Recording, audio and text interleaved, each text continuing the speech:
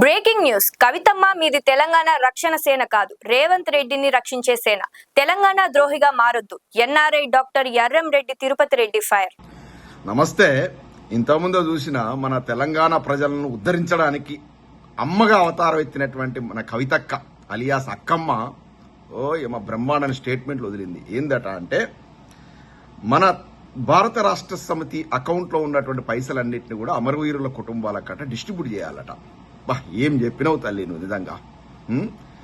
చావు నోట్లో తలబెట్టి సబ్బండ వర్గాలను ఏకం చేసి ఒక్కడితో స్టార్ట్ చేసి మొత్తం యావత్ భారతదేశం ఉన్నటువంటి తెలంగాణకు వ్యతిరేకంగా ఉన్నటువంటి పార్టీలను కూడా చివరికి చంద్రబాబు నాయుడు గారి చేత కూడా తెలంగాణ జై కొట్టించి తెలంగాణ సాధించినటువంటి యోధుడు మా కేసీఆర్ గారి కూతురు అనేటువంటి ఒకే ఒక కారణం చేత నీ మీద బీఆర్ఎస్ పార్టీ కార్యకర్తలు కానీ బీఆర్ఎస్ పార్టీ నేతలు కానీ ఎక్కువ మాట్లాడట్లేరు, పోనీలే అని చూస్తున్నారు. ఎందుకంటే ఆ పుణ్య దంపతులు అంటే కేసీఆర్ గారి శోభమ్మ కడుపులో పుట్టినటువంటి ఆ పుణ్య దంపతుల కడుపులో పుట్టినటువంటి ఈ కవితమ్మ కదా, ఎందుకులే ఈమె మీద మన ఆడబిడ్డ మీద ఇట్లా విరుచుకుపడడం పద్ధతి కాదు. కానీ తెలంగాణ ప్రజల గుండెల్లో తూట్లు పొడుస్తున్నావు, వెన్నుపోటు రాజకీయాలకు తెరలేపినావు. అక్కడ జైలు నుంచి విడుదల కావడం కోసం అది మీ మీద సక్రమంగా పెట్టిరా అక్రమం పెట్టిరా లిక్కర్ కేసు అనేది పక్కకు పెడితే ఆ కేసు నుంచి ఉపశమనం పొందడం కోసం జైలు నుంచి రిలీజ్ కావడం కోసం మీరు కేజ్రీవాల్ గారు మీరు అందరూ బీజేపీ పెద్దలతో అదేవిధంగా చంద్రబాబు నాయుడు గారి మీడియేషన్తో రేవంత్ రెడ్డి గారి మీడియేషన్తో బయటపడ్డారనేటువంటి విషయం ప్రజల్లో చర్చ జరుగుతూ ఉంది. మరి మీకు ఇచ్చిన అసైన్మెంట్ ఏంటంటే బయటికి రాగానే కేజ్రీవాల్ గారు తన ఎంపీలందరినీ కూడా బీజేపీ పార్టీలో పంపాలి. మీరు వచ్చేసి ఇక్కడ అస్సలు లొంగిపోయినటువంటి అంటే బీజేపీ ఎన్ని కుట్ర రాజకీయాలు చేసినా కూడా ఇప్పటిదాకా లొంగకుండా మొక్కవోని ధైర్యంతో చివరికి ఓడించినా కూడా కుట్ర రాజకీయం చేసి ఓడించినా కూడా బీజేపీ కాంగ్రెస్ రెండు చీకటి ఒప్పందం చేసుకుని కేసీఆర్ గారిని ఓడించినా ప్రభుత్వం పోయినా కూడా మొక్కవోని ధైర్యంతో పోరాడుతున్నటువంటి కేసీఆర్ గారు అయితేంది, మా కేటీఆర్ గారు అయితుంది, హరీష్ రావు గారు అయితుంది, వీళ్లను ఎలానైనా రాజకీయంగా దెబ్బతీయాలంటే ఆ ఇంట్లో నుంచే కల్వకుంట్ల కవిత గారిని బయటికి వచ్చేసి పార్టీ పెట్టిచ్చేసి తండ్రి గుండెల్లో గాయం చేయాలి, తెలంగాణ ప్రజలను కన్ఫ్యూజన్ చేయాలి, కేటీఆర్ గారిని హరీష్ రావు గారిని రాజకీయంగా ఇబ్బంది పెట్టాలని మీతోని నానా మాటలు అనిపిస్తున్నటువంటి ద్వయం త్రయం మోడీ, చంద్రబాబు, రేవంత్ రెడ్డి గారు. ఇది క్లిస్టల్ క్లియర్, ఎవరికైనా అర్థమవుతుంది. ఎందుకంటే మీరు కేంద్రంలో ఉన్నటువంటి బీజేపీ మీద ఒక్క మాట మాట్లాడరు, అధికారంలో ఉన్నటువంటి బీజేపీ మీద ఒక్క మాట మాట్లాడరు, తెలంగాణలో అధికారంలో ఉన్నటువంటి కాంగ్రెస్ పార్టీ మీద ఒక్క మాట మాట్లాడరు. ఇవాళ ఎన్ని అనర్థాలు జరుగుతున్నాయి అంటే, రేవంత్ రెడ్డి గారు పుట్టడి కష్టాల్లో ఉన్నప్పుడు అంటే తెలంగాణ ప్రజలు చీట్ కొడుతున్నప్పుడు అప్పుడు డైవర్షన్ పాలిటిక్స్ మీరు ఒక కొత్త వాదం పట్టుకుని బయటకు వస్తారు.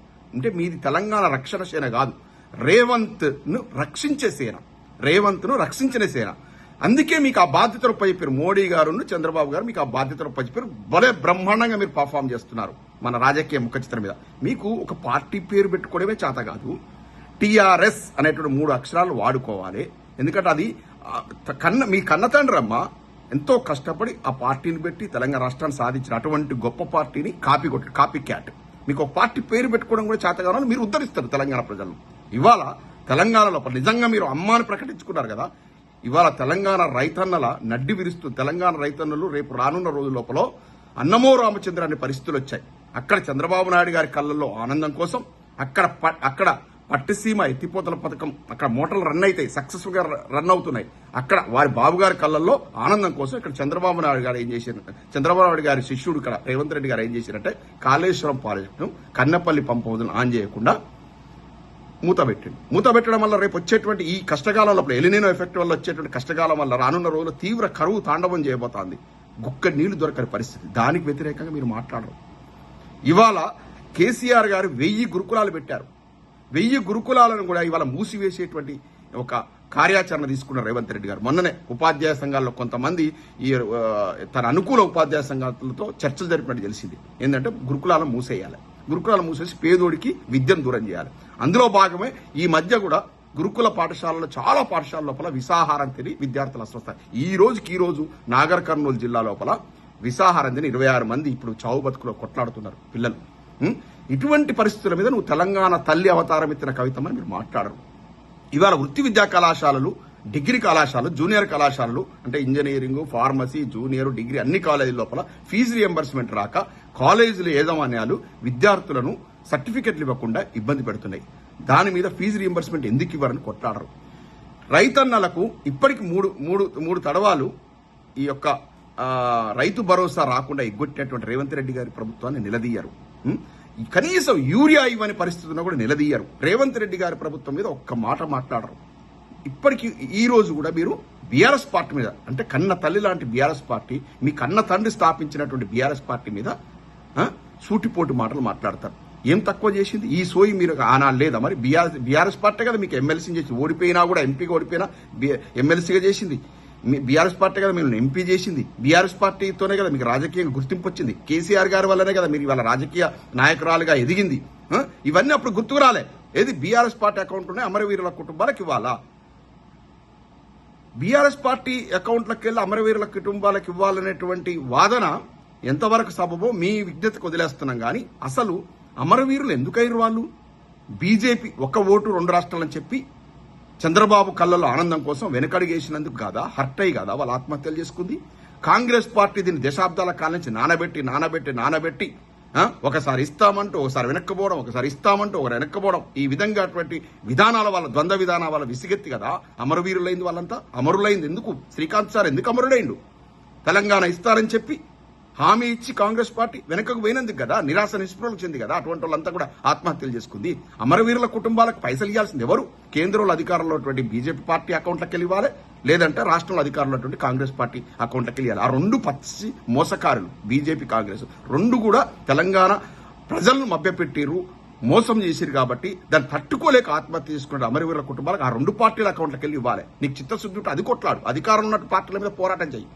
ప్రతిపక్షంలో ఉన్నటువంటి బీఆర్ఎస్ పార్టీతో కలిసి పనిచేయాల్సింది పోయి బీఆర్ఎస్ పార్టీని ఇబ్బంది పెట్టేటువంటి రాజకీయం చేస్తావా? ఏం రాజకీయం నీది? ఎక్కడి రాజకీయం ఇది? కవితమ్మ, ఎక్కడ రాజకీయం ఇది? ఇవాళ నీకు చిత్తశుద్ధి ఉంటే ప్రజా సమస్యల మీద పోరాడు. వాళ్ళు 6 గ్యారెంటీల హామీ ఏంది?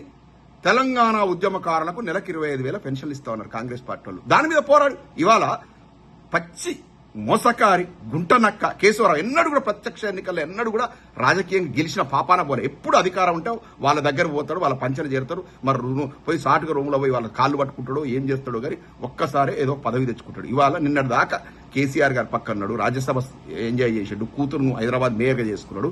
పార్టీ అధికారం పోగానే చంద్రబాబు మన రేవంత్ రెడ్డి గారు పంచన చేరండి. ఇవాళ ఉద్యమకారుల కోసం ఏదో ఉంటే ఆ కార్పొరేషన్కి చైర్మన్ అయ్యి ఇవాళ ఏం చెప్తా ఉన్నాడంటే 3.5 కోట్ల మంది తెలంగాణ వాదులు కొట్లాడితేనే తెలంగాణ వచ్చింది. మరి 3.5 కోట్ల మంది తెలంగాణ ఉద్యమకారులు అవుతారు, వాళ్ళందరికీ 25 పెన్షన్ ఎట్లా ఇవ్వడం సాధ్యమవుతుంది? పెన్షన్ ఇచ్చేది లేదు, ఇంటి జాగాలు ఇచ్చేది ఉద్యమకారులు ఏం లేదని మాట్లాడుతున్నాడు. ఇలా ఇది దగా చేయడం కాదా? చిత్తశుద్ధి ఉంటే అటువంటి దగులుబాజీ మాట్లాడుతున్నటువంటి ఆ యొక్క కేకే చెంప చెల్లు అనిపించు. రేవంత్ రెడ్డి గారి మీద పోరాటం చేయి. ఎందుకు ఇట్లా మోసం చేశావు? తెలంగాణ ఉద్యమకారులకు మరి పెన్షన్ ఇస్తా అన్నావు కదా 25,000, ఎక్కడ పోయినాయి? మరి ఇవాళ వచ్చేసి 3.5 కోట్ల మందికి ఇవ్వాలని అంటున్నారు. తెలంగాణ ఉద్యమకారులంటే కొట్లాడి జైల్లోకి పోయిన వాళ్ళు 3.5 కోట్ల మంది జైల్లోకి పోలే. జైల్లోకి పోయిన వాళ్ళు తీవ్ర ఇబ్బందులు పడ్డం గుర్తించి వాళ్ళకి పెన్షన్ ఇస్తా అని చెప్పారు కాంగ్రెస్ పార్టీలు. మరి ఇవాళ కదా వాళ్ళకి నెలకి 25,000. ఈ రకంగా కేవలం నరేంద్ర మోడీ గారి, చంద్రబాబు నాయుడు గారి కనుసన్నల్లో పనిచేస్తూ వాళ్ళ కళ్ళల్లో ఆనందం చూడడం కోసమే ఇక్కడ ముఖ్యమంత్రి రేవంత్ రెడ్డి గారు పనిచేస్తా ఉన్నారు. అదేవిధంగా వీరికి కవితమ్మకు జైలు నుంచి ఉపశమనం కల్పించినటువంటి ఆ రుణాన్ని తీర్చుకోవడం కోసం మోడీ గారి, చంద్రబాబు గారి, రేవంత్ రెడ్డి గారి కళ్ళల్లో ఆనందం చూడడం కోసం, వారిని ఈ రకంగా రాజకీయంగా తృప్తిపరచడం కోసం మాత్రమే ఈ కుట్ర రాజకీయాలు చేస్తున్నారు కల్వకుంట్ల కవిత గారు. అంతే తప్ప ఏం లేదు. ప్రజలు కన్ఫ్యూజ్ కావద్దు. ప్రజలకు అర్థమైంది, వీళ్ళ యొక్క దుష్ట రాజకీయం అర్థమైంది. లైక్ చేయండి, షేర్ చేయండి, సబ్స్క్రైబ్ చేయండి. మరిన్ని వీడియోల కోసం బెల్ సింబల్ పై క్లిక్ చేయండి.